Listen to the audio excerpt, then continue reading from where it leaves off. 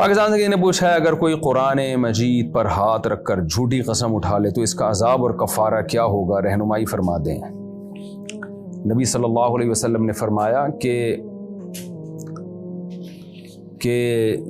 3 آدمی ایسے ہوں گے قیامت کے دن اللہ کی ان پر لعنت ہوگی اور اللہ ان کی طرف نظر بھی اٹھا کے نہیں دیکھے گا، رحمت کی نظر۔ ایک ان میں جو جھوٹ بول کے سودا بیچنے والا، اور ایک جو جھوٹی قسم اٹھا کے سودا بیچنے والا، اور ایک جو اپنا اظہار تکبر کی وجہ سے نیچے لٹکانے والا، اور ایک اور حدیث کے الفاظ ہیں المنان، احسان کر کے جتلانے والا تاکہ سامنے والے کو نیچا دکھائے۔ تو جھوٹی قسم اٹھا کے کوئی بھی مفاد حاصل کرنا، کیونکہ جو اپنا سامان بیچ رہا ہے نا جھوٹی قسم اٹھا کے، وہ ظاہر ہے کوئی فائدہ اٹھانا چاہ رہا ہے نا، اپنی پروڈکٹ کو بیچنا چاہ رہا ہے۔ تو حدیث کا مطلب یہ ہوا کسی بھی دنیاوی مفاد کی خاطر جب آپ جھوٹی قسم اٹھاتے ہیں تو یہ کبیرہ گناہ ہے، اور ایسے لوگوں کی طرف اللہ نظر اٹھا کے بھی نہیں دیکھے گا۔ تو جھوٹی قسم کو ہلکا نہیں سمجھنا چاہیے۔ قرآن پہ ہاتھ رکھ کے لوگ قسمیں اٹھا رہے ہوتے ہیں جھوٹی، بہت برا عمل ہے۔ تو عذاب تو اس کا میں نے آپ کو بتا دیا کہ اللہ تعالیٰ اس کی طرف نظر اٹھا کے بھی نہیں دیکھیں گے، اور وَلَهُمْ عَذَابٌ عَلِيمٌ، ان کے لیے دردناک عذاب ہے۔ اب وہ عذاب کیا ہے، وہ اس کی کوئی اسپیسیفک وہ نہیں ہمیں بتایا گیا، بس اللہ نے جب کہہ دیا دردناک عذاب ہے تو سوچا جائے کہ وہ کیسا سخت عذاب ہوگا، اللہ ہم سب کو پناہ میں رکھے۔ باقی یہ کہ اس کا کفارہ کیا ہے، تو کفارہ جو ہے نا ماضی کی قسموں پہ نہیں ہوتا۔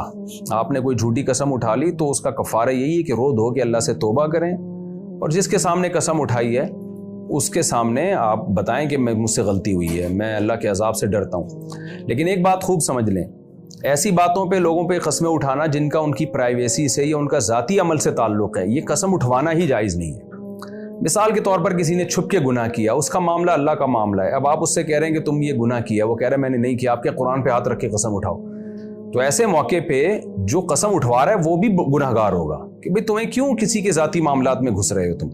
تو ایسے موقع پہ قسم اٹھانے سے انکار کر دینا چاہیے، یہ بولنا چاہیے کہ میرا ذاتی معاملہ ہے، میں نے یہ گناہ کیا یا نہیں کیا، تو کون ہوتا ہے پوچھنے والا۔ اور رواج یہ اصول بنا لینا چاہیے کہ بھئی یہ کام جو ہے ہم سے نہ کوئی ہماری چھپی ہوئی نیکی کے بارے میں پوچھے نہ برائی کے بارے میں پوچھے۔ ایک صاحب نے مجھے فون کیا کہ مجھ سے ایک صاحب پوچھ رہے ہیں کہ تم رات کو تہجد پڑھتے ہو کہ نہیں پڑھتے، تو میں کیا بتاؤں کہ پڑھتا ہوں۔ میں نے کہا نہیں بتاؤ، اس کو بولو میرا ذاتی معاملہ ہے، اللہ کا معاملہ ہے، میں تمہیں کیوں بتاؤں۔ کہہ رہے نہیں، وہ بار بار میرے پیچھے پڑا ہوا ہے، مجھ سے بار بار پوچھ رہا ہے اور کہہ رہا ہے کہ تم بتاؤ۔ میں نے کہا اچھا ٹھیک ہے، آج وہ تم سے یہ سوال پوچھ رہا ہے، کل ہو سکتا ہے یہ پوچھے کہ تم نے ماضی میں فلاں گناہ کیا تھا، فلاں گناہ کیا تھا، اور آپ نے اگر کیا ہو تو آپ پھنس جاؤ گے۔ پھر آپ بولو گے کہ تم میری پرائیویسی کے بارے میں کیوں پوچھ رہے ہو، تو وہ کہے گا جب تہجد کا پوچھ رہا تھا تو بتا دیا، اور جب گناہ کا پوچھ رہا ہوں تو بتا نہیں رہا۔ تو اس لیے اصول یہ بنا لینا چاہیے کہ بھائی جب آپ ہماری پرائیویٹ لائف کے بارے میں ہم سے پوچھیں ہی نہیں، نہ ہم اپنی تہجد کا آپ کو بتائیں گے، نہ نیکیوں کا بتائیں گے، نہ برائیوں کا بتائیں گے، تو یہ آپ کی ایک پالیسی ہونی چاہیے۔ تو اس میں نہ کوئی جھوٹی قسم اٹھانے کی نوبت آئے گی، نہ کوئی فضول باتیں کرنے کی نوبت آئے گی۔ تو ہاں کسی نے کسی کا حق مارا ہو اور کیس چل رہا ہو کورٹ میں، پھر وہاں جا کے جھوٹی قسم اٹھانا تاکہ حق دبا لے دوسرے کا، یہ کبیرہ گناہ ہے، حرام ہے۔ تو ایسی قسمیں اٹھوانا بھی مجبوری ہے عدالت کی، وہ اٹھواتے ہیں، اور پھر قسم جھوٹی اٹھانا حرام ہے، کبیرہ گناہ ہے، جائز بھی نہیں ہے۔ تو اس لیے اگر کسی نے جھوٹی قسم اٹھا لی ہے ماضی کی کسی بات پر، تو اس کا تو یہی ہے کہ وہ توبہ استغفار کرے، روئے دھوئے اللہ کے سامنے۔